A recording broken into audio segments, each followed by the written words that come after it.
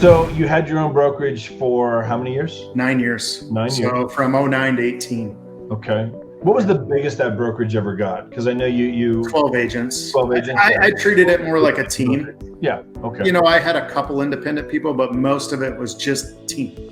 I allowed them to do their own things, but we operated just like I did when I was at Keller Williams, or, you know, any other time that I had a team. You know, my assistant was my assistant, and they helped, you know, inside sales agent, things like that. And then we had 12 agents. That was the biggest it ever got.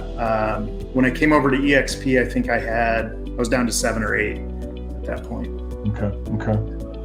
How about, you know, like, because agents, once they're in the business for a while, you're growing your business, sometimes they think, you know, they want to start a team. I started a team, had a team for a while, or they want to go, you know, to go to the next level. You know, it might be starting a team, it might be owning your own brokerage, it might be, you know, buying a franchise. I mean, there's all different ways to kind of go to that next level in the business for those that want to. You know, I meet with people all the time, and, you know, 5 years from now, where do you want to be? And they either want to be working their way out of the business because they've been in for a long time or whatever, or it's about more, you know, whatever, which is fine. We all want to grow.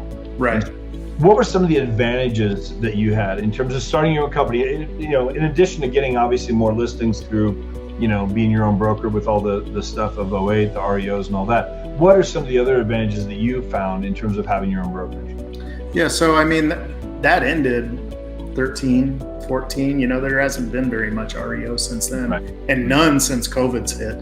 Yeah. So that pretty much ended. And the advantages for me is it offered me leverage to offer programs that maybe a corporate broker didn't like, you know, a guaranteed sale program or something similar.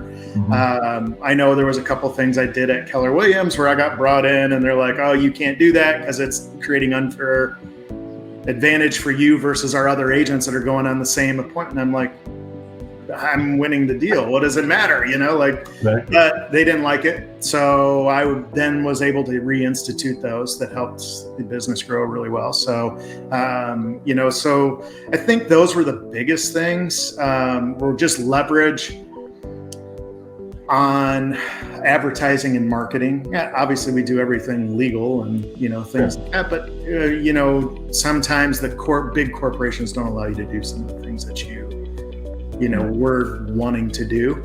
I would say the biggest downfall of that was backside risk, you know, things like, you know, insurance and having to have a physical location and, you know, having to have a person that manned that physical location up front. So there's a lot of expense that went into it. And I think back then, you know, 07, 08, 09, I always wanted to be number one, you know, be the number one agent, be the top, you know. Yeah.